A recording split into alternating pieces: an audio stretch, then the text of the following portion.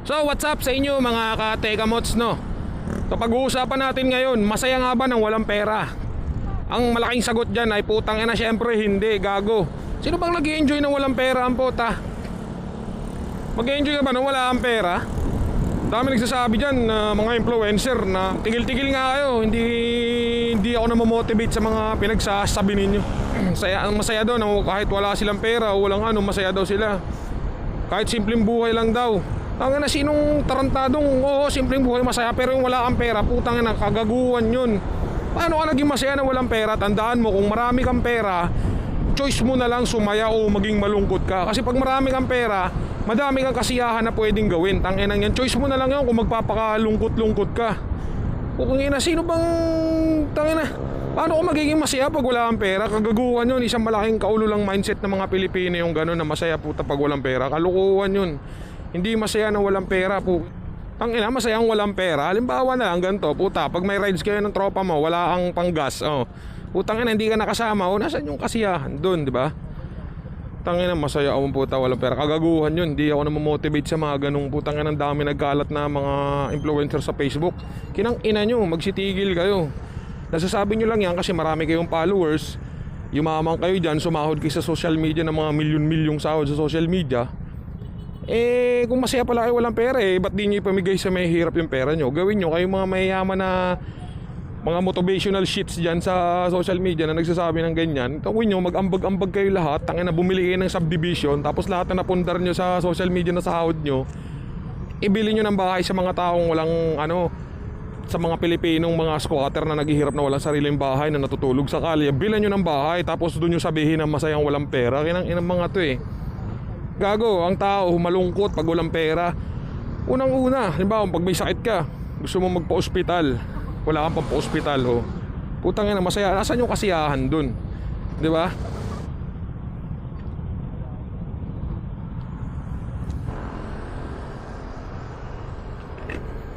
Kung sa ganyang mindset eh, puta, kaya walang masaya yung Pilipino dahil ganyan kayong mindset.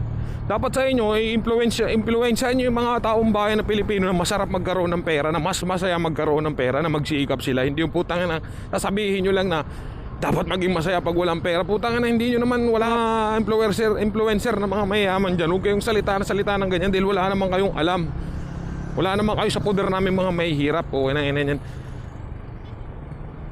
Kaya tayo hindi umaasenso kasi ginaganyan yung mga pinagsasabi nyo eh. Kalokohan nyo. Sino bang tangin ng masaya ng walang pera, gago? Ang pera yan ang number one kasiyahan ng tao. Hindi ko naman sinasabi na gawin nating Diyos yung pera, pero kalimitan pag may pera ka, masasaya ka, mabibili mo yung gusto mo, mabibili mo yung putana. Sino bang ano, may nagsabi pa, tangin ng pagkain daw, toyo, asin, mantika ng baboy, goods na. Tangin na, masaya ba yun? Ano ba yun? Nasaan yung healthy doon? Healthy ba yun? Tangin na yan. Malungkot, di ba? Pukin na yan. Siguro nasasabi nyo nung bata pa kayo. Siguro hindi pa kayo matured, kaya nyo nasasabi nyo nung bata pa kayo. Pero yung mga magulang nyo nasakasaktan nun. Yung mga magulang nyo nasakasaktan na hindi nila mabigay yung ganong mga dapat nilang ibigay sa kanilang mga anak. Tangina, lang pera, masaya, puta, kagaguhan yun. Tangina yan. Number one nga nagpapa-stress yan, pera eh. Number one nagbibigay kalungkutan, pera. Ano, gusto mong magpa-ospital, halimbawa may sakit ka, wala kang pera, hindi ka makapagpa-check up, o tangina, di ang lungkot mo, di ang stress mo. Saan yung ano dun? Nasaan yung kasiyahan dun? Oh, di ba? Kaya kayo mga influencer na kapag nagsasabi dyan na feeling po kinang tigil-tigilan nyo na yung mga pinaggagawa nyo. Wala, hindi kami na mamotivate sa mga pinagsasabi ninyo kinang ina nyo. Imbis na sabihin nyo na magsumikap kami para magkapera kasi mas masarap magkaroon ng pera at mas masaya. Po kinang ina, kung anong sinasabi nyo eh, pinagsasabi nyo dyan mga kagaguhan. Hindi kami na mamotivate sa mga kaululan ninyo dyan. Mga magsitigil nga kayo po kinang ina nyo. Ang tao mas sumasaya pag may pera.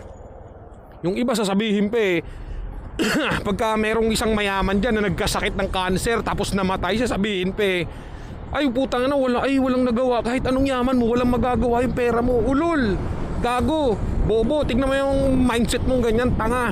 May nagawa yung pera niya, nadugtungan yung buhay niya, nakapagpagamot siya nang hindi nang aabala ng ibang tao, hindi nangungutang sa kamag-anak, hindi na mamalimos kung kani-kanino para lang sa pampagamot, at hindi nang hihingi ng GCash, hindi nagpo-post ng kumakatok po sa inyong mga puso pampagamot ng ganito. Kasi may pera, gago. Kaya wag nyo sasabihin na walang nagawa ang pera. Gago, maraming magagawa ang pera.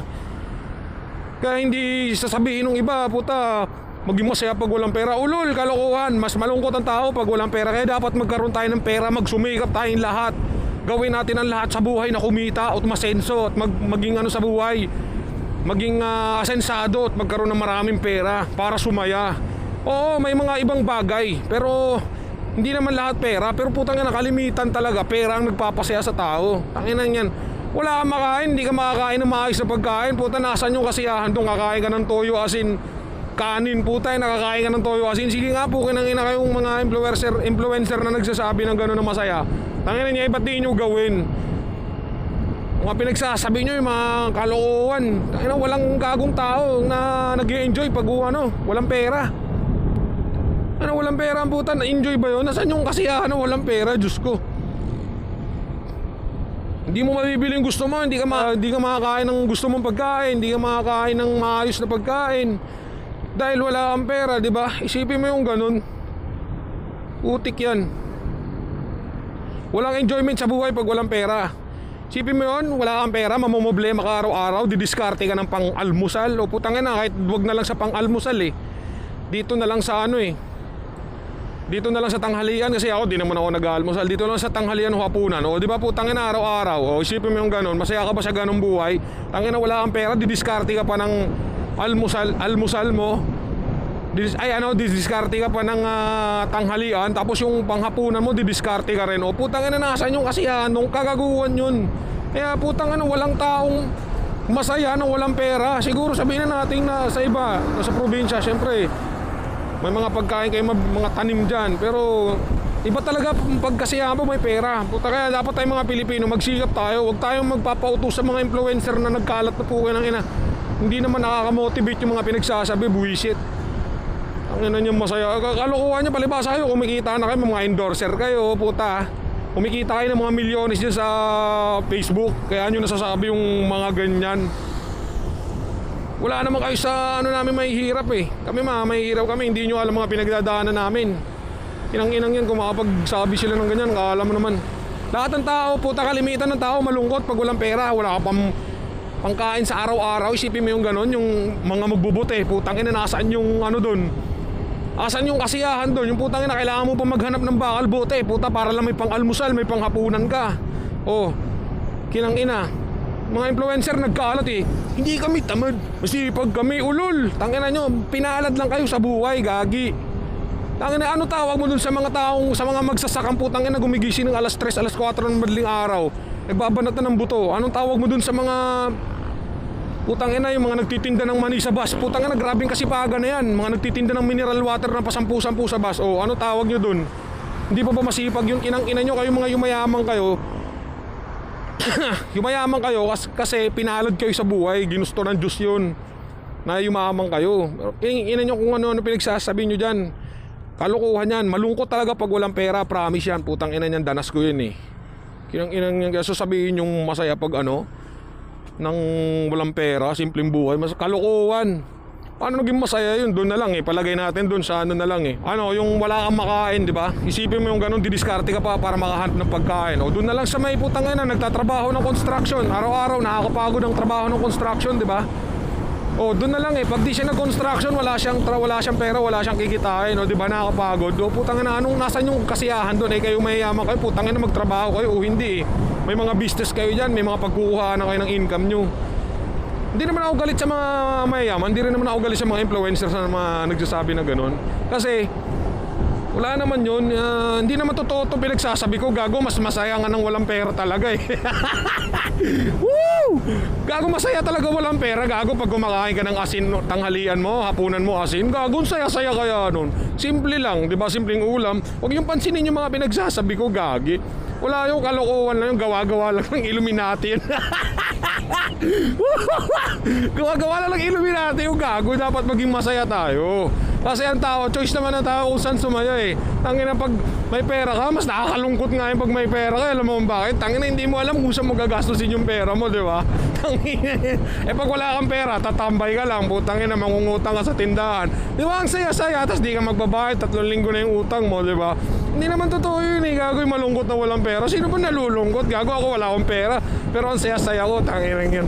Kalokohan nyo, ang gawin nyo, mag-ano kayo, magsigaw kayo sa buhay nyo para kung gusto nyo magkapera. Pero kung ayaw nyo magkapera, wala naman problema doon. Natamanda kayong hampas lupa o ano. Tanga na, saya-saya nga eh. Simpleng pamumuhay, simple lang eh. Huwag kayo maniwala sa pinagsasabi ko, nagjo-joke lang ako nun. Takay na yan. Yung mga influencer, tama naman yung pinagsasabi nila, gagi. Pag kumain ka ng toyo, mantika ng baboy, asin, tangina, sakit-sakit di makuha mo. Masaya yun, putang ina, wala kang pampa-hospital, nagkaroon ka ng CKD. Napakasaya nun. Ay, talaga love trip oh. So hanggang dito na lang muna yung video natin oh. Basta ako, tangina. Para sa akin, ano eh, ang kasiyahan naman ng tao, tangina. Nasa kanya yan, tangina, sa sarili niya kung gusto niyang sumaya o hindi. Kung malungkot siya o hindi, gusto niya o hindi, nasa sa inyo yan. Kanya-kanya tayong buhay dito. Hawak natin yung pag-iisip natin. Hindi natin pwedeng i-judge yung mga mahihirap na masaya sila kung ba't wala silang pera, o malungkot sila o kasi wala silang pera. Hindi natin sila pwedeng i-judge o ano. Wala itong mga pinagsasasabi ko. Wala ka kwenta-kwenta, pukin ang inang hayop na. No? Sige na, mag-ingat kayo palagi mga katekamots. Ride safe tayo palagi and God bless.